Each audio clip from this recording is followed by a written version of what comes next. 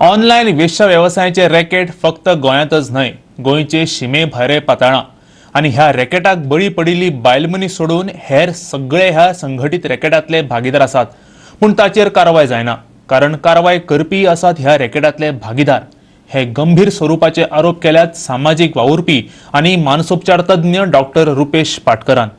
नमन सावंत धावस्करान मराठीत अणकारीत केल्ल्या ब्युटिफुल वुमन ह्या पुस्तकाच्या प्रकाशन सुवाळ्या वेळार डॉक्टर पाटकरान आपले अनुभव सांगले. ताणें हाचे आदी बांबोळेच्या मानसोपचार हॉस्पिटलात वेश्यांचेर उपचार केल्यात आणि वास्को वेश्यांच्या पुनर्वसना खातीर कार्य करपी अर्ज हे संस्थे वांगडाय काम केलां. पळयात तो कितें सांगता तो. आज तुम्ही विचारलं गोव्यामध्ये बायना आहे का?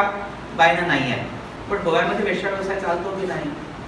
मला सगळ्यांना तुम्ही सगळेजण त्याचं उत्तर होय असं द्या. आणि हा कशा प्रकारे चालतो? आता त्या मुलीला गावातून आणून कुठेतरी ठेवण्याची गरज नाही. आता त्या मुलीला तुम्ही घरून बोलवू शकता. तुम्ही असं करा, तुम्ही तुमच्या गावाचं किंवा जिल्ह्याचं नाव गुगल सर्च वरती टाईप करा आणि एस्कॉर्ट सर्व्हिस असं पुढे लावा आणि सर्च करा. आम्ही सिंधुदुर्ग एस्कॉर्ट सर्व्हिस म्हणून हे केलं आणि सर्च केलं. आम्हाला घे म्हणून रेफरन्सेस आले. त्याच्यापैकी एक रेफरन्स आम्ही घेतला, त्याच्यातला एक नंबर घेतला आणि भीत कॉल केला. कॉल केल्यानंतर समोरच्या माणसाने फक्त हॅलो केलं, कुछ मत बोलिए, व्हॉट्सएप पे हाय भेजिए, बाद में आपको सब इन्फॉर्मेशन मिल जाएगा. माझ्या मित्राने हाय असा व्हॉट्सॲपवरती मेसेज पाठवला आणि त्याच्यानंतर त्या माणसाचा मेसेज आला की ज्याच्यामध्ये त्याने असं म्हटलं की 2 तासासाठी मुलीला 3000 रुपये, तुम्हाला त्याच्यापेक्षा जास्त हवे असतील तर त्याच्यासाठी अमुक रुपये. आणि त्याच्यानंतर त्याने एक जवळजवळ 15-20 मुलींचे फोटो पाठवले. म्हणजे मी आणि माझा मित्र अगदी घाबरून गेलो की इतक्या सर्रासपणे त्याला काहीच भीती वाटत नाही आहे. हे एवढं राजरोसपणे चालू असताना आपण हे थांबवू शकत नाही. मला आश्चर्य वाटतं.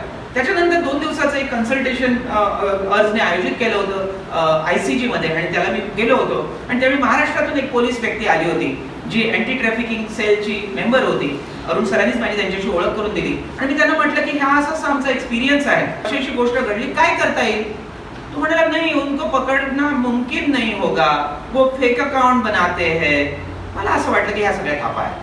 मग सायबर क्राईम साठी तुमची स्पेशल शाखा कशासाठी आहे? हा व्यवस्थितपणे सुसंघटित असा बाजार आहे आणि ह्या बाजारामध्ये कमोडिटी ही ती मुलगी आहे आणि बाकी सगळे बेनिफिशियरी आहे.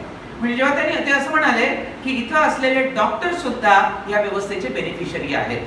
त्या अर्थशास्त्राचा, त्या अर्थव्यवस्थेचा फायदा उठवणारे इथले डॉक्टर आहेत. ऍडमिनिस्ट्रेशन आणि बाकी सगळे तर आहेतच, पण हे लोक पण आहेत आणि हे मला धक्कादायक होतं.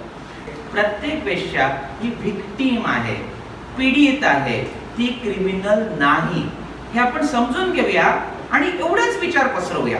म्हणजे मला असं वाटतं की ती जी जाणीव आहे ना की एखाद्या व्यक्तीला तुम्ही क्रिमिनल म्हटलं तर तिच्याकडे बघण्याचा दृष्टिकोनच बदलून जातो आणि तुम्ही जर पीडित म्हटलं की बघण्याचा दृष्टिकोन बदलून जातो. गोवा 360 ब्युरो वाळपईच्यान.